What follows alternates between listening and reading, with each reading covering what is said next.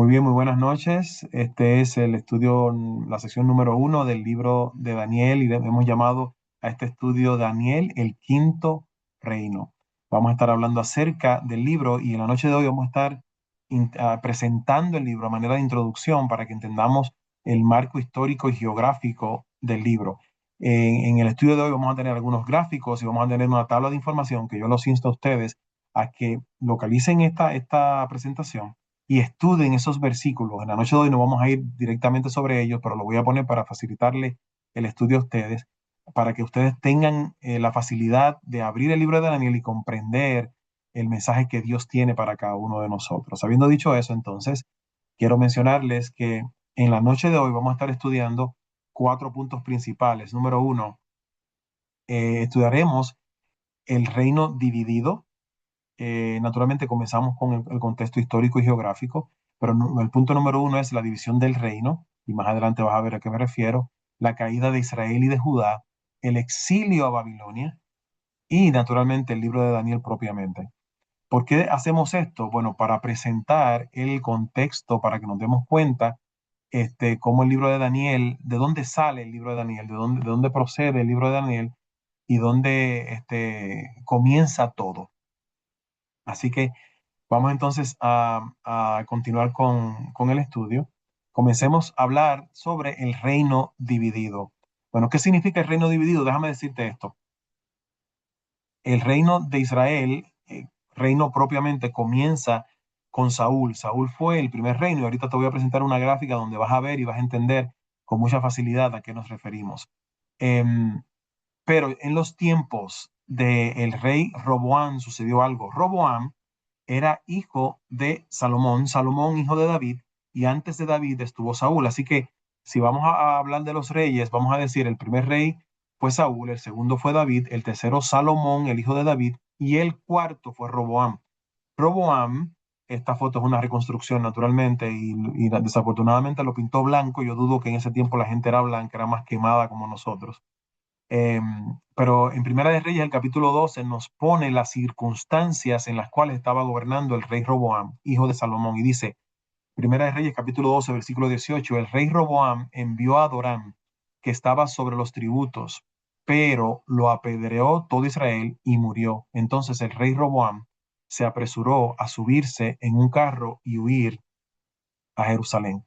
Miren, lo que está sucediendo en este caso es, desafortunadamente, el rey Roboam era joven y el pueblo, él quería naturalmente congraciarse con el pueblo y le preguntó al pueblo qué tipo de cosas él podía hacer. Y los ancianos del pueblo le dijeron, mira, yo creo que lo bueno que debías hacer es bajar los impuestos. Pero Roboam consultó con sus amigos y le preguntó, ¿qué ustedes creen que yo debo hacer? Y Roboam escuchó a sus amigos que le dijeron, no les bajen los impuestos, al contrario, súbenle los impuestos. Naturalmente, ante esta situación, el pueblo se sublevó y esto causó una división, una guerra civil en Israel. Así entonces, el reino de David, que había pasado a manos de Salomón y ahora el nieto de David, crea una circunstancia en donde se hace una guerra civil y el reino se divide desafortunadamente. Eso está en Primera de Reyes, capítulo 12, versículo 18. Allí comienza la división del reino de David. Entonces, aquí les traje una representación del reino de David. Ustedes ven, por ejemplo, que está Judá aquí abajo. A ver si consigo para poder escribir. Está Judá aquí abajo, ¿verdad? Y aquí hay otras tribus. En ese tiempo el reino estaba unido, este era el reino de David, estaba consolidado, era solo un reino. Israel era un reino completo. ¿Qué sucede? A partir de el error del nieto de David, entonces, el reino se divide y causa un desastre. Déjame ver si puedo sacar esta parte de acá. Eh, disculpen ustedes. Clement Drawings. Entonces, ahora ustedes ven acá la contraparte. Les dije que el rey Roboam provocó una guerra civil en Israel y el que estuvo a cargo de la guerra civil fue este otro joven llamado Jeroboam. No confundan a Roboam con Jeroboam. Segunda de Reyes, Primera de Reyes, capítulo 12, dice lo siguiente: así se apartó Israel de la casa de David hasta hoy. Y aconteció que oyendo todo Israel que Jeroboam había vuelto, enviaron a llamarle a la congregación y le hicieron rey sobre todo Israel, sin quedar tribu alguna que siguiese la casa de David, sino solo la tribu de Judá. Así que por el error de cálculo de Roboam, eso causó una guerra civil provocada por Jeroboam, y entonces el reino se dividió desafortunadamente. ¿Cómo quedó entonces el reino? Ahora causó una división, un cisma dentro de Israel. Si ustedes se dan cuenta acá, ahora el reino estaba dividido. Ahora Judá quedó en la parte del sur, el reino del sur, Judá y alguna parte de Benjamín. Y naturalmente los levitas quedaron acá, pero los levitas no eran nombrados como una tribu oficial con territorio. Y entonces quedaba el reino de Israel en el norte, que estaba en este momento en manos de Jeroboam. Así que Roboam quedó al sur, Jeroboam quedó al norte. Ese fue el cisma, la división de el reino de Israel, desafortunadamente. Aquí ustedes ven una gráfica en donde se presenta esa división con más detalles. Comenzamos acá con el inicio de la monarquía de Israel, que es Saúl, que fue el primer rey. Luego entonces David, aquí vemos a David que aparece acá. Y aquí entonces comienza a dividirse. Salomón está antes de que se divida técnicamente, porque no ha comenzado todavía el reinado de Israel. Salomón, y luego de Salomón entonces su hijo Roboam. Y noten que ahora el reino del sur está arriba y el reino perdón, sí, exacto, el reino del sur está arriba, que es Judá, y el reino del norte, que es Israel, queda abajo. Y ahora hay una línea de reyes que aparecen en primera y segunda de reyes, una línea de reyes en Judá y una línea de reyes en Israel.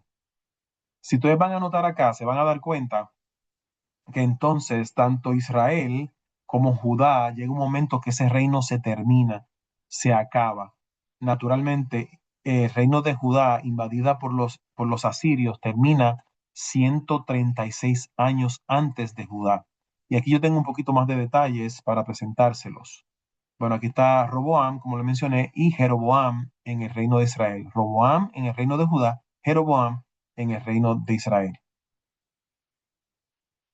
Continuamos. Hablemos ahora acerca de la caída de Israel y de Judá. Hay unos versículos que nos hablan acerca de eso en Segunda de Reyes capítulo 17 y nos dicen: el año 9 de Oseas, el rey de Asiria, tomó Samaria. Así que el reino del norte, el reino de Israel, cae desafortunadamente en manos de los asirios. Los asirios vivían en lo que es el norte de Irak, podemos decir, eh, de lo que es hoy Siria. No lo confundan con Siria, que era un reino que estaba cerca del Mediterráneo. Esto es Asiria. Así que en el año 9 de Oseas, de esos reyes que estamos viendo, aquí vemos a Oseas, los asirios invadieron Israel y terminaron con el reino en el 722. Ese fue el fin del reino de Israel, pero todavía quedaba en el sur el reino de Judá. No confundan esos dos puntos. En la parte del norte, el reino de Israel; en la parte del sur, el reino de Judá. Ahora, ¿cuándo cae el reino de Judá? 136 años después. Entonces los babilonios, y aparece en Segunda de Reyes capítulo 25, aconteció a los 9 años de su reino, en el mes décimo, a los 10 días del mes, que Nabucodonosor, rey de Babilonia, vino con todo su ejército contra Jerusalén y la sitió y levantó torres contra ella alrededor, y estuvo la ciudad sitiada hasta el año 11 del rey Sedequías. Noten que el rey Sedequías aparece acá. Nabucodonosor invade Judá, que era el reino del sur, y termina con Judá en el 586. Estos puntos son importantes para que entiendas cómo es posible que Daniel, que era un joven judío, de repente apareció viviendo en Babilonia. La razón por la cual él aparece viviendo en Babilonia es porque Nabucodonosor invade Israel y invade Judá y captura y destruye, eventualmente destruye la ciudad y destruye el templo. Así que esa fue la destrucción del reino de Judá. Ahora bien, cuando se destruye el reino de Judá, Nabucodonosor tenía la costumbre, los reinos antiguos tenían la costumbre de tomar cautivo personas para llevarlos a su reino. Pero una de las cosas que hacían era que tomaban jóvenes de la realeza para que formaran parte de su corte, los llevaban y los educaban en una universidad, y lo vamos a ver más adelante. Eso. Así que Segunda de Reyes, capítulo 25, dice: en el mes quinto, a los 7 días del mes, siendo el año 19 de Nabucodonosor, rey de Babilonia, vino a Jerusalén Nabucodonosor, capitán de la guardia, siervo del rey de Babilonia, y quemó, debo decir, Nabuzaradán, capitán de la guardia, siervo del rey de Babilonia, y quemó la casa de Jehová y la casa del rey, y todas las casas de Jerusalén, y todas las casas de los príncipes quemó a fuego. Así que en esta invasión hubo varias etapas de la invasión babilonia. En esta última etapa fue la destrucción total prácticamente de Judá. Se destruyó la ciudad, se destruyó Jerusalén, destruyeron el templo y se llevaron cautivo algunos de los jóvenes, de bastantes personas, pero principalmente algunos de los jóvenes. Segunda de Reyes, capítulo 25, dice lo siguiente: y todo el ejército de los caldeos que estaba con el capitán de la guardia derribó los muros alrededor de Jerusalén y los del pueblo que habían quedado en la ciudad. Destrucción total, señores. Los babilonios destruyeron prácticamente toda la ciudad, muy triste, el templo maravilloso y hermoso, a los que se habían pasado el rey de Babilonia y a los que habían quedado de la gente común. Los llevó cautivos Nabuzaradán, capitán de la guardia. Ellos se llevaron gente común, pero principalmente se llevaron los príncipes, la gente de la realeza, los nobles de Judá, y destruyeron completamente a Israel. Aquí hay una foto representativa de cómo pudo haber sido esa destrucción total de Israel. Fue triste ver el templo maravilloso, el templo de Salomón, construido hacía ya muchos años, hermoso, destruido totalmente. ¿Por qué sucede esta invasión? Entendemos que el pueblo se apartó de Dios, y al apartarse de Dios rechazaron la gracia de Dios. Y hay ejemplos en el libro de Jeremías, y ahorita vamos a hablar un poquito del libro de Jeremías, en donde dice que la Chequina, la presencia de Dios, se aleja del templo y los deja solos. No porque Dios no los quiera, sino porque ellos rechazaron, y Dios, al defender y al permitirle su libre albedrío, entonces la Chequina se aleja y los deja solos. Y al alejarse la Chequina, entonces, al alejarse la presencia de Dios, ahora el pueblo estaba a la merced de Satanás, a la merced de su propia decisión. Y esto es lo que sucede. Nabucodonosor, con su ejército, invade, y a través de 3 invasiones particulares, la final destroza totalmente la ciudad de Jerusalén y deshace el reino. Yo tenía un video acá, déjame ver si lo puedo conseguir, en donde hay unos visuales hechos con inteligencia artificial, en donde se ve un poco, a ver si logro traerles a ustedes estos visuales.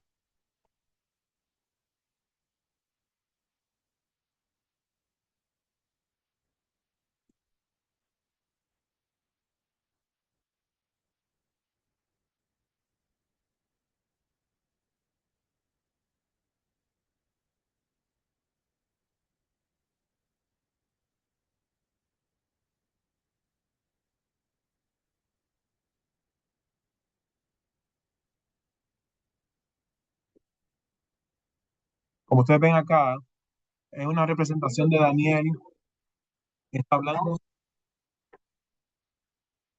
de la importancia de educar a los niños. Voy a bajar el sonido para poder conversar. Cómo Daniel habrá sido educado. Los padres nos preocupaban por la educación, y Daniel era un noble. Daniel no era cualquier cosa, era miembro de la nobleza de Judá.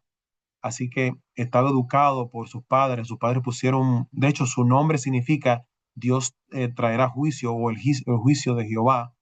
Y, o sea, le pusieron un nombre representativo. Sin embargo, Daniel fue tomado junto con sus compañeros, que los vamos a ver en el libro, y fue llevado a Babilonia. Y al ser llevado a Babilonia, lo llevaron a la mejor universidad de la ciudad, del país, porque querían que lo educara. Daniel fue educado con los mejores maestros que había en el lugar. Y la intención, naturalmente, era quitarle su cultura, quitarle su idioma, quitarle su religión, y que Daniel sirviera como asesor del rey. Así que más o menos quería presentarle esto porque me parece que hay unas visuales interesantes que podemos quizá verlos con calma en otro momento.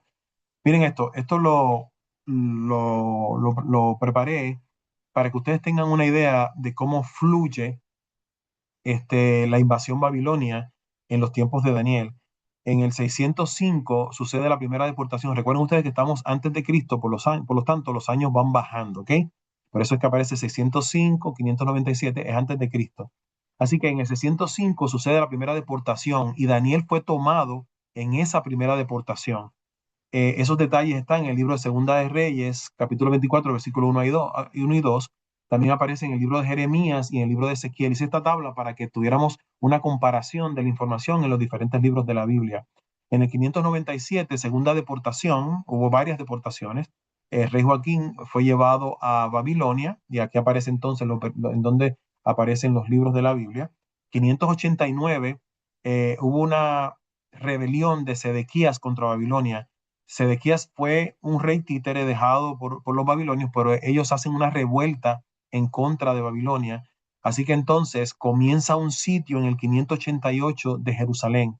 Los babilonios regresan y quieren poner orden, porque naturalmente Judá ya en este tiempo era una provincia de Babilonia. Ellos quieren poner orden. Entonces se crea hambre intensa en la ciudad, mucha hambre, mucha necesidad. Naturalmente es un sitio, nadie puede entrar, nadie puede salir. En el 586 ocurre entonces finalmente la caída de Jerusalén. Se captura a Sedequías. En el 586 finalmente ocurre el nefasto evento de la destrucción del templo de la ciudad. Esta tabla es interesante y me encantaría que ustedes la tomaran en consideración y fueran a esos versículos y pudieran juntar la historia desde el punto de vista de Reyes, desde el punto de vista de Crónicas, de Jeremías y también de Ezequiel. Y en el 586 ocurre la deportación final. Daniel va a hablar de unos 70 años y lo vamos a ver en el capítulo 9 del libro de Daniel. Esos 70 años comienzan en el 605. Esto es importante porque más adelante lo vamos a ver. Pero grábense esta fecha, 605, que es la primera deportación cuando los babilonios invaden por primera vez Judá. Recuerden ustedes que Israel, el reino del norte, ya no existía, había desaparecido 136 años antes con la invasión asiria. En este momento solamente existía el reino de Judá. Muy bien. Aquí fui a través de cada uno de estos puntos. Hice esto para que tuviéramos conciencia de cada año. Ya fuimos a través de ellos, así que voy a pasarlo rápido. Entonces, aquí hay una infografía con respecto de la caída de Jerusalén, un poquito de información para que lo vean gráficamente. La primera deportación, 605, el inicio del asedio, 588, y los versículos referentes, 586, una huida, una brecha, algunos de los judíos salen, Sedequías huye, pero en 586 entonces se destruye la ciudad, se destruye el templo completamente y termina formalmente el reino de Judá. Ahora entonces prácticamente la Biblia comienza a hablar de los judíos que están viviendo en Babilonia a partir de este momento. Segunda de Reyes 25 dice, más a los pobres de la tierra dejó Nabuzaradán, capitán de la guardia, para que labrasen las viñas y la tierra. Noten, amigos, que no todas las personas se fueron a Babilonia, sino que los babilonios necesitaban gente que labraran la tierra, porque al fin y al cabo Judá se había convertido en una provincia, como les dije anteriormente, de Babilonia. Así que dejaron algunos pobres para que labraran, pero se llevaron a los nobles, y entre ellos entonces está el muchacho que vamos a conocer en breve, que es nada más y nada menos que Daniel. Para que ustedes se ubiquen, esto que está acá azul es el Mediterráneo. Déjame ponerlo un poquito más grande para que ustedes puedan ver el mapa con más claridad. Esto que ustedes ven acá es el Mediterráneo, esto es Chipre.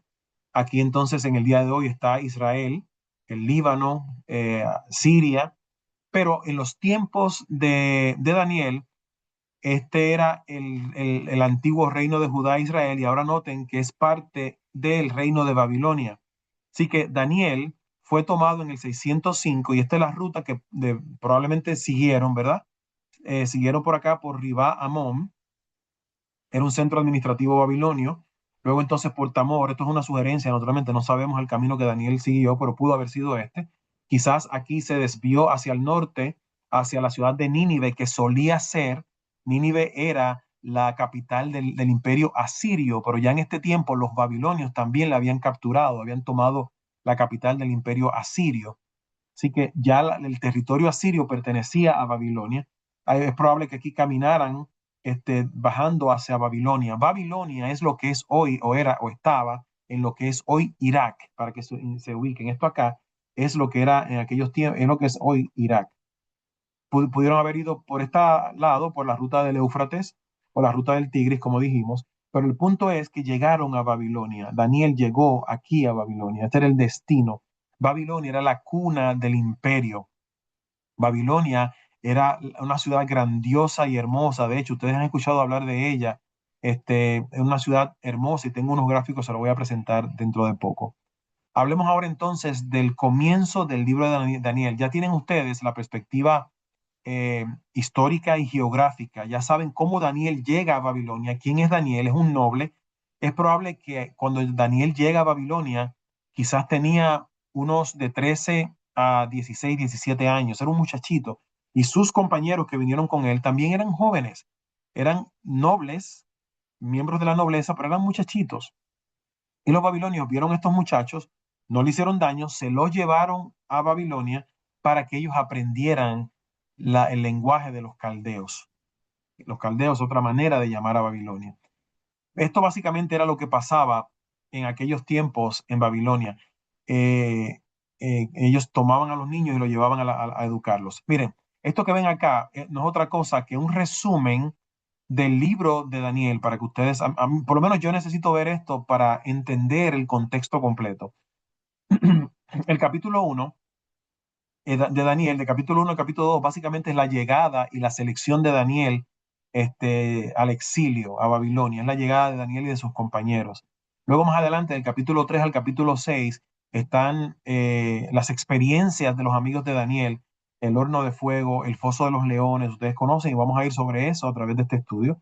El capítulo 3 están entonces los juicios y los sueños, la caída de Babilonia en las manos entonces de los medos y los persas cuando invaden a través del bloqueo del río y llega a Babilonia. Allí es donde aparece la mano diciéndole a Belsasar, que era descendiente de Nabucodonosor, y la mano dice Mené, Mené, Tekel Uparsin, que son estas palabras que están acá, y vamos a ver qué significan esas palabras. Entonces, dejo este capítulo 4, esta parte 4 para hablarlas ahorita, pero bueno, yo creo que lo tengo acá un poquito más cercano para que ustedes lo vean. Una vez más, capítulo 1 y 2, la llegada de Daniel, capítulo 3 al 6, el horno de fuego y la experiencia de Daniel en el foso de los leones, y más adelante entonces aparece la experiencia de la caída de Babilonia en manos de los medos y los persas. ¿Ok?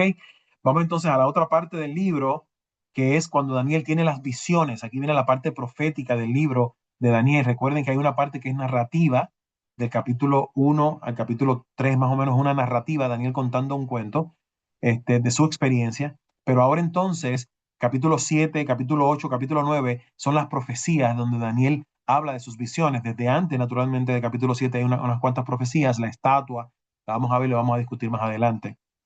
Entonces, este, ahora bien, ya al final del libro de Daniel, en el capítulo 10 al 12, son las últimas visiones, las visiones del fin, en donde Dios le dice a Daniel, guarda el libro, séllalo, porque esto es para muchos días. El capítulo 9 es maravilloso, lo vamos a ver también, para mí uno de los preferidos.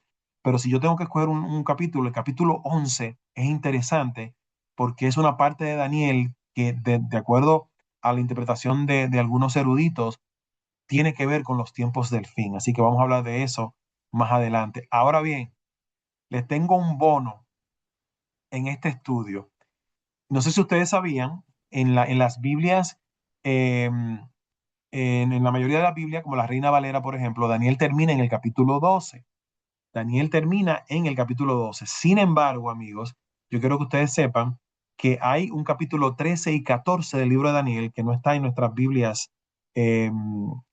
protestantes, está en la Biblia católica. Y la razón para eso es que el capítulo 13 y 14 no aparece en el canon judío. Comienza a aparecer en la Sextuaginta, que es una traducción de la Biblia tardía. Y se entiende que estos capítulos no formaban parte del libro de Daniel original porque no estaban en el canon judío. Sin embargo, yo quisiera que de forma histórica, entendemos que no son inspirados, pero yo quisiera que de forma histórica repasemos esos capítulos. Es una parte interesante desde el punto de vista histórico, curioso, digamos.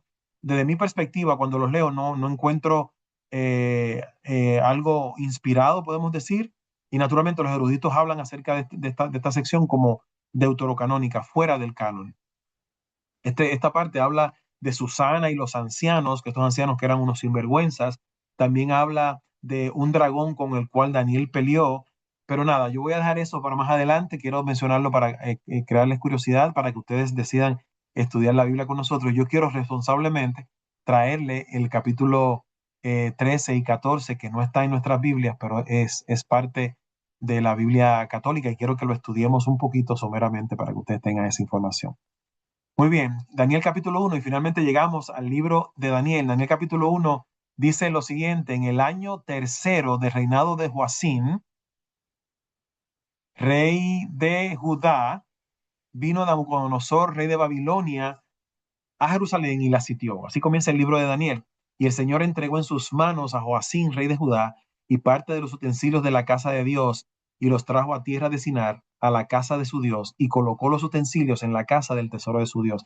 Así comienza el libro de Daniel. Comienza diciendo que en el año de Joacín, rey de Judá, ya les dije que fue una invasión de Nabucodonosor a Judá. Nabucodonosor, rey de Babilonia, tomó cautiva a Judá. Y aquí hay un detalle interesante porque lo vamos a ver en cuando cae Babilonia en manos de los medos y los persas. Dice que parte de lo que hicieron los babilonios fue robar los utensilios del templo de Dios. Se lo llevaron a Babilonia. Naturalmente eran utensilios la mayoría valiosos, con un valor no solamente ceremonial para los judíos, sino también con un valor este, monetario para los babilonios. Y ellos naturalmente cuando invadían, saqueaban los lugares y se llevaban los tesoros. Y esto era visto como un tesoro. Así comienza el libro de Daniel. Así que Daniel es llevado a Babilonia. Daniel es traído a esta tierra extraña. Imagínense ustedes un muchacho, 12, 13, 15, 16 años probablemente, que es arrancado de su tierra y llevado a una tierra extraña completamente, llevado a Babilonia y allí encontrarse con una religión diferente, con una cultura, con un lenguaje diferente. Debió haber sido muy fuerte y muy frustrante para este muchacho. No fue fácil lo que Daniel experimentó en Babilonia. Babilonia se conoce como una ciudad hermosa, una de las siete maravillas del mundo antiguo. Se cuenta que eran los jardines colgantes de Babilonia. Los jardines colgantes no era otra cosa, según se cuenta, el rey tomó una mujer que era de las montañas y él quiso recrear la montaña porque la Biblia presenta a Babilonia como la llanura del Sinar, es una llanura, no hay montañas. Así que este rey quiso reconstruir una montaña artificial e hizo una especie de pirámide. En Babilonia se construían pirámides, se llamaban zigurats. Así que hizo una especie de pirámide y recreó el verdor de una montaña. Estos eran los jardines colgantes de Babilonia, se conocían como digo, una de las siete maravillas del mundo antiguo. Allí fue llevado Daniel. Ahora quiero que tú prestes atención a este asunto.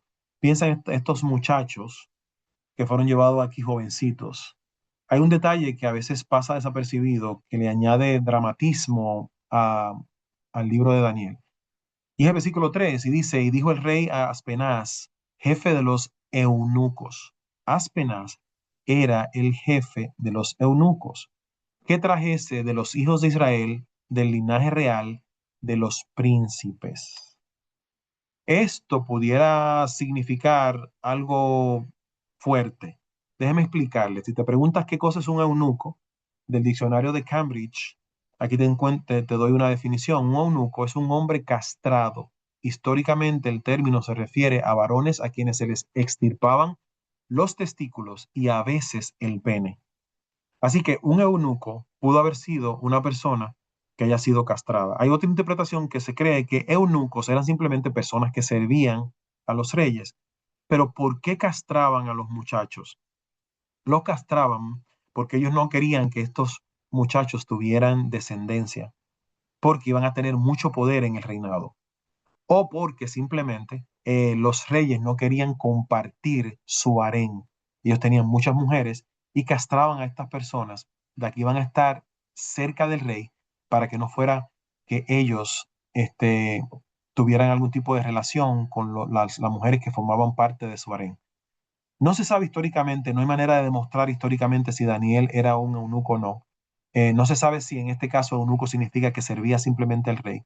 Sin embargo, hay algunas pruebas que pudiéramos traer para decir que la balanza se inclina que muy probablemente Daniel también fue castrado. Así que imagínense ustedes lo difícil que habrá sido para estos muchachos llegar a un terreno tan difícil y para colmo enfrentarse con algo como esto. Segunda de Reyes 20 dice lo siguiente: y de tus hijos que saldrán de ti, esto es una profecía, habrás engendrado, tomarán y serán eunucos en el palacio del rey. Nota que hay una profecía que se dice antes de que sucediera la invasión, que iban a ser tomados los hijos y que iban a ser eunucos en el palacio del rey de Babilonia. Entonces Ezequías dijo a Isaías: la palabra de Jehová que has hablado es buena, después habrá menos paz. Simplemente le traigo esto para decirle que existe una profecía en donde se dice, antes de que ocurriera la invasión, de que en efecto los hijos de Israel iban a ser tomados, los jóvenes, e iban a ser hechos eunucos. Volviendo al libro de Daniel, versículo 4: muchachos en quienes no hubiese tacha alguna, eran muchachos casi perfectos, de buen parecer. Tenemos que asumir que Daniel y sus tres compañeros eran buenos mozos, eran agradables a la vista, eran muchachos bien portados, eran guapos. Y ahora no solamente era simplemente por la apariencia física, tenían que ser brillantes, tenían que ser inteligentes, eran muchachos muy brillantes, muy inteligentes. Entonces, esa gente era tomada, se llevaba a la universidad de Babilonia, dice, enseñados en toda sabiduría, sabios en ciencia y de buen entendimiento, tenían que tener un buen IQ, un buen coeficiente intelectual, idóneos para estar en el palacio del rey, y que les enseñase las letras y la lengua de los caldeos. Entonces, noten esto, estos muchachos debían aprender la lengua de Babilonia. Estos muchachos tenían que aprender la literatura, la ciencia de Babilonia. Tenían que enfrentarse a un entrenamiento que duraba 3 años, y es probable que nuestro concepto de universidad de 3 a 4 años venga de los babilonios, eso es muy probable. Así que ellos estudiaban en la universidad por 3 años y tenían naturalmente que educarse en la religión de Babilonia. Así que era una transformación, una transculturización lo que estos muchachos sufrían. Era fuerte la presión que ellos tenían en Babilonia. Tenían que enfrentarse a algo fuerte.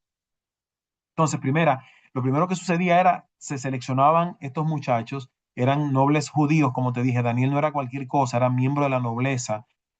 Tenían que estudiar, había formación, era riguroso por 3 años en la casa de los caldeos, tenían que aprender la lengua, la literatura, las ciencias babilonias. Tenían que, naturalmente, iba a ser una transformación de identidad. Pero Daniel, como sabemos en la historia, lo vamos a ver, ellos se enfrentaron a eso y resistieron esa transformación. Lo vamos a ver en el libro el lunes que viene. El gobierno quería hacer de ellos instrumentos para el crecimiento de Babilonia. Y es a eso lo que se enfrenta Daniel.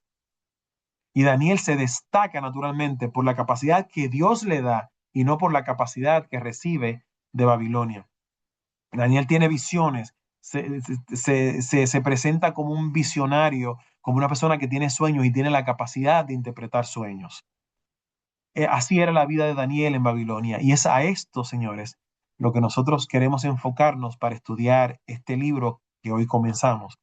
A partir de hoy vamos a ir punto por punto en el libro de Daniel. Yo estimo que vamos a tener unas 12 sesiones, quizás 13 o 14, incluyendo los estudios de los capítulos que les mencioné extras del libro de Daniel. Pero es de eso precisamente que queremos hablar en esta noche, como este principio del estudio de Daniel. Muy bien, yo quiero ir a preguntas y respuestas. Voy a detener la grabación para que entonces podamos conversar de lo que les he presentado en el día de hoy.